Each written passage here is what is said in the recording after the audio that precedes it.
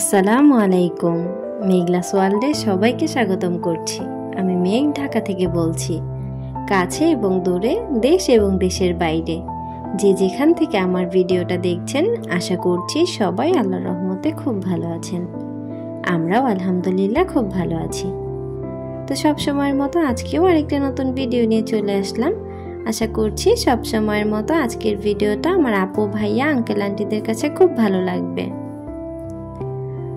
তো গত কয়েকদিন ধরে কিন্তু ভিডিও আপলোড করা হচ্ছে না, 2 দিন পর পর ভিডিও আপলোড করতেছি। তো যাই হোক, আজকের ভিডিওটা শুরু করেছি বিকালবেলা থেকে। তো এটা হচ্ছে 6 তারিখের ভিডিও ছিল। আমার বোনের ছেলের ওর বার্থডে ছিল।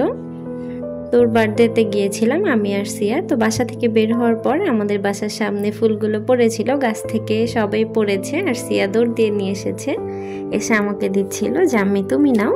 তা আমাকে 2টা দিয়েছে আর সে একটা নিয়েছিল। তা আমি আবার বললাম যে ঠিক আছে দাও আম্মির হাতে।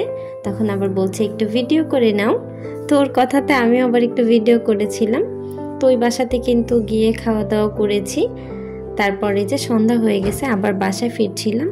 তো ভিডিওটা দেখতে দেখতে আমার যেই সকল আপু, ভাইয়া, আঙ্কেল, আন্টিরা ভিডিওটার এই পর্যন্ত চলে এসেছেন, এখনো পর্যন্ত একটা লাইক করেননি, তারা প্লিজ একটা করে লাইক করে নেবেন। আর যারা আজকে প্রথম আমার চ্যানেলটি ভিজিট করছেন, আমার ভিডিও বা আমার কথায় যদি কোনো অংশে ভালো লেগে যায়, তাহলে অবশ্যই আমার চ্যানেলটার পাশে থেকে যেতে পারেন। আপনি চাইলে আমার চ্যানেলটাকে সাবস্ক্রাইব করে নিতে পারেন আর পাশে থাকা বেল আইকনটা প্রেস করে দিতে পারেন। এতে করে আমি যখনই ভিডিও ছাড়বো আপনার কাছে নোটিফিকেশন পৌঁছে যাবে। আর আপনি যদি চান আপনার সময় এবং সুযোগ মতো ভিডিওটা দেখে নিতে পারবেন। তো যাই হোক, কথা বলতে বলতে কিন্তু এই যে আমার বাড়ির সামনে চলে এসেছি, মানে আমাদের গলিতে চলে এসেছি। তো বাসায় আসার পরে কিন্তু অনেক কাজ করতে হয়, সব কাজ তো দেখা যায় যে ভিডিও করা হয় না। তো এই ভিডিওটা কিন্তু আবার তার পরের দিনের, মানে কি যে বলবো, আমি এতটা অলস হয়ে যাচ্ছি দিন দিন, কোনো ভিডিও করা হয় না। আর ভিডিও করলে এডিট করে যে পাবলিশ করব সেটাও করা হচ্ছে না, এতটা অলসতা। তো যাই হোক, ওই ভিডিওটা কিন্তু ছিল 6 তারিখের, আর এই ভিডিওটা তার পরের দিনের ভিডিও। আমি বাসাটাকে সুন্দর করে ক্লিন করে নিচ্ছিলাম আর ভাবলাম যে একটু বসে আছি, ভিডিওটা করে ফেলি। তো ওই আর কি, ভিডিওটা একটু অন করে দিয়েছিলাম আর এর মাঝে কাজগুলোকেও করে নিয়েছিলাম। টেবিলটাকে সুন্দর করে মুছে নিয়েছি। তারপরে এই যে ছোট ছোট বক্সগুলো, এটা কিন্তু সিয়ার পাপার খুব শখের। সে মিউজিক শুনতে খুব বেশি পছন্দ করে, সে যাই শুনুক না কেন তার অনেক বেশি সাউন্ড লাগে। তো সে কিন্তু 2টা, মানে যে স্পিকার ছোট ছোট, এটা কিন্তু 4টা ছিল। তো 2টা টেবিলে রাখছে আর 2টা সে যেখানে শোয় সেখানে উপরে লাগায় রাখছে, মানে সে যেন শুয়ে সেও ওই যে থিয়েটারের মতো ফিল নিতে পারে, ওই রকম আর কি। তো তার পছন্দের জিনিসগুলো একটু সুন্দর করে গুছিয়ে রেখেছিলাম। তারপরে এই যে যেটা আমার শখের, আমার পিসি, তো এটা ছাড়া যেমন আমার চলেই না, সারাদিন আমার এটা কাজে লাগে। তো এটা আবার একটু সুন্দর করে পরিষ্কার করে নিয়েছিলাম। কিবোর্ডের উপরে অনেক বেশি ধুলা পড়ে যায়, তো দেখা যায় সব সময় পরিষ্কার করা হয় না। আর যেই কিবোর্ডের ওয়ার্ডগুলো ইউজ করা হয় বেশি, সেগুলোই দেখা যায় যে পরিষ্কার থাকে আর বাকিগুলোর উপরে কিন্তু ধুলা পড়ে যায়। তো যাই হোক, আমি কিন্তু কথা বলতে বলতে সব কিছু নিট অ্যান্ড ক্লিন করে নিচ্ছিলাম।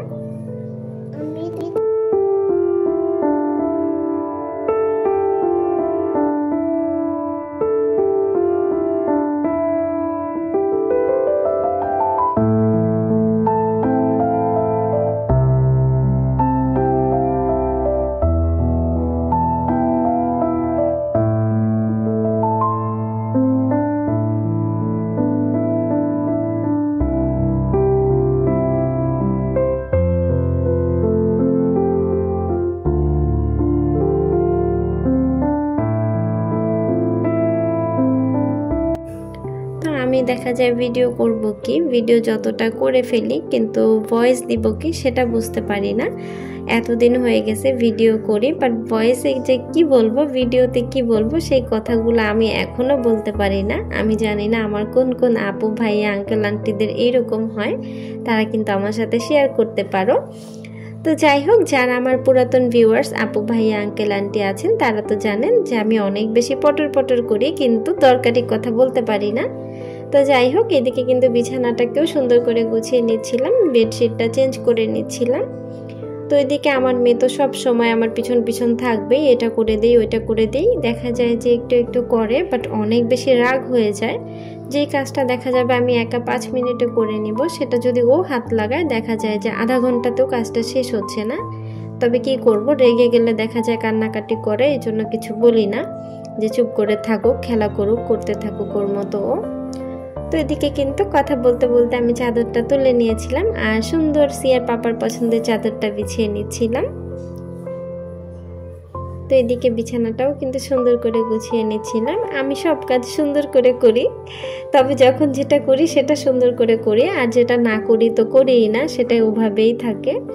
তো বিছানাটাও গুছাই গুছাই করে কিন্তু গোছানো হচ্ছিল না। তা আজকে কিন্তু একেবারে বাসাটাকে সুন্দর করে ঘরের ঝুল টুল ঝেড়ে পরিষ্কার করে নিয়েছিলাম। তো সেগুলো আর ভিডিও করা হয়নি, ওইগুলো অফ ক্যামেরাতে পরিষ্কার করে নিয়েছিলাম, বিছানাটাই ক্যামেরা অন করে গোছাচ্ছিলাম। তো আমার আজকের ভিডিওটা যদি আমার আপু ভাইয়া আঙ্কেল আন্টিদের কাছে ভালো লেগে যায়, আপনারা চাইলে আমার চ্যানেলটার সাথে থেকে যেতে পারেন, আপনাদের মতামতটাও জানাতে পারেন। তো যাই হোক, বিছানা গুছিয়ে কিন্তু আমি আবার ড্রেসিং টেবিলের আয়নাটা একটু ক্লিন করেছিলাম, আর হচ্ছে ওই যে খাটের যে আয়নাটা ওইটাও একটু ক্লিন করেছিলাম। তো ওইগুলোও একেবারে পরিষ্কার করে নিয়েছি। ওই দুইটা আমি শেষে করার আশায় রাখছিলাম, কারণ বিছানা ঝাড়লে ঘরটা পরিষ্কার করার পরে গ্লাসে ধুলা পড়ে যাবে। তো আমি আগে পরিষ্কার করলেও আমার যে ইলাও সেই কদু হয়ে যাবে, তো এই জন্য আমি কিন্তু আর করিনি, ওইটা একেবারে শেষে করে নিয়েছিলাম। তো এই যে আমার আপু ভাইয়ারা হয়তো দেখতেই পাচ্ছেন আমি কিভাবে পরিষ্কার করে নিচ্ছিলাম। তো এই ক্লিনজারটা কিন্তু সিয়ার পাপা কিনতে চাই না, আমি কিন্তু জোর করে কিনিয়েছিলাম যে তোমার দরকার নেই, এটা তো আমার কাজে লাগবে। তো যাই হোক, আমি কিন্তু এটা আমার কাজে লাগিয়ে নিয়েছি।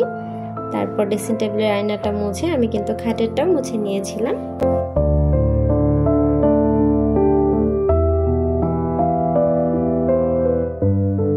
তো আজকের ভিডিওটা এই পর্যন্তই। সবার সুস্বাস্থ্য কামনা করে আজকের ভিডিওটা এখানেই শেষ করছি। সবাই ভালো থাকবেন, সুস্থ থাকবেন। আল্লাহ হাফেজ, আসসালামু আলাইকুম।